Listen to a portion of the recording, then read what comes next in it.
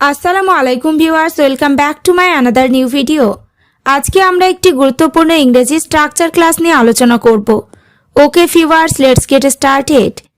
খুব সম্ভবত সে জানে না, খুব সম্ভবত আমি নাও যেতে পারি, খুব সম্ভবত তার কাছে এটা অজানা, খুব সম্ভবত তারা এখনো পৌঁছায়নি। আমরা দৈনন্দিন জীবনে এই ধরনের বাক্যগুলি ব্যবহার করে থাকি।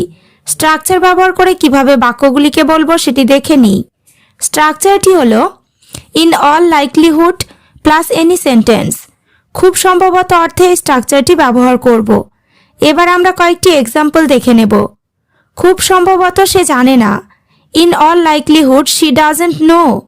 এখানে ইন অল লাইকলিহুড মানে খুব সম্ভবত, শি মানে সে, ডাজন্ট নো মানে জানে না। In all likelihood she doesn't know মানে খুব সম্ভবত সে জানে না। নেক্সট, খুব সম্ভবত তারা এখনো পৌঁছায়নি। In all likelihood they haven't reached yet. এখানে দে মানে তারা, হ্যাভেন্ট রিচড মানে পৌঁছায়নি, ইয়েট মানে এখনো।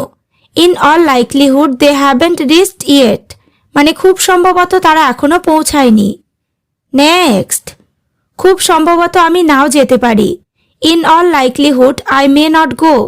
এখানে ইন অল লাইকলিহুড মানে খুব সম্ভবত, আই মানে আমি, মে নট গো মানে নাও যেতে পারি। In all likelihood I may not go মানে খুব সম্ভবত আমি নাও যেতে পারি। পরেরটা, খুব সম্ভবত তার কাছে এটা অজানা। In all likelihood it is unknown to her. এখানে ইট ইজ আননোন মানে এটা অজানা, টু হার মানে তার কাছে। In all likelihood it is unknown to her মানে খুব সম্ভবত তার কাছে এটা অজানা। এবার তোমরা স্ট্রাকচার ক্লাসটি ভালোভাবে বুঝতে পেরেছ। তাহলে খুব সম্ভবত আজ বৃষ্টি হতে পারে, খুব সম্ভবত সে এটা শোনেনি। বাক্যগুলি ইংরেজিতে কি হবে কমেন্ট করে জানিও।